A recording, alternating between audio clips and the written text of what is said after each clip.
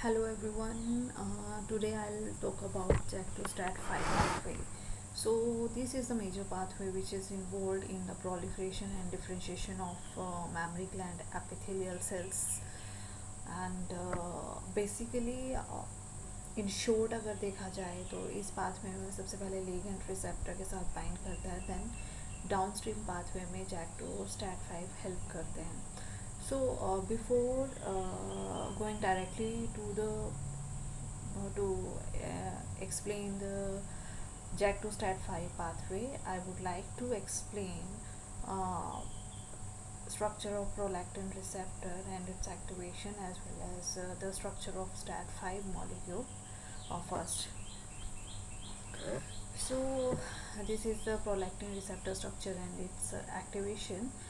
Prolactin receptor में दो identical सब यूनिट्स रहते हैं और हर एक सब यूनिट को 3 डिफरेंट डोमेन्स में डिवाइड किया जाता है.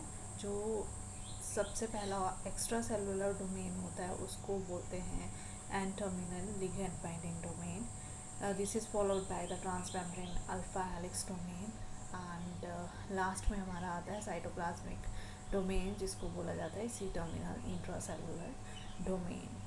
सो इन इट्स इनएक्टिव स्टेट ये दोनों ही सब यूनिट्स जो होती हैं they do not interact with each other, but as soon as the prolactin molecule or ligand binds to the ligand binding site, these two subunits they interact with each other and form dimer, and this process is known as dimerization.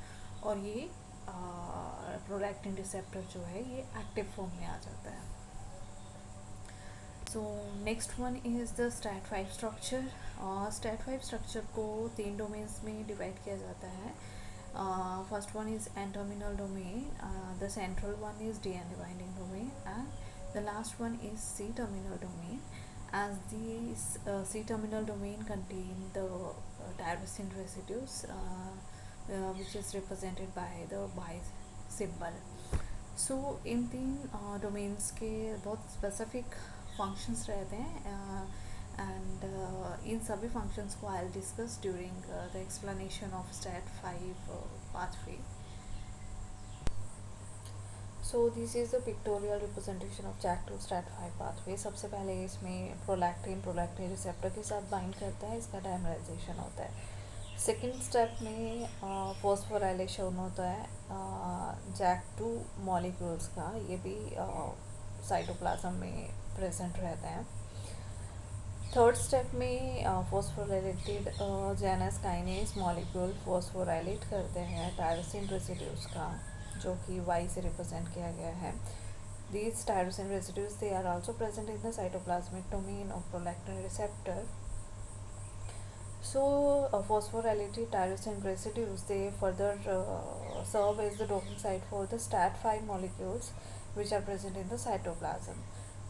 So cytoplasmic STAT5 molecule जो हैं they interact with the phosphorylated tyrosine residues through their N-terminal domain. और जब उनकी interaction के बाद phosphorylated JAK2 molecules further phosphorylate करते हैं इन STAT5 molecules को. और फॉस्फोराइलेशन STAT5 मॉलिक्यूल्स की कहाँ पे होती है, जो इसके सी टर्मिनल डोमेन में Y रेसिड्यूज प्रेजेंट रहते हैं वहाँ पे फॉस्फोराइलेशन होती है.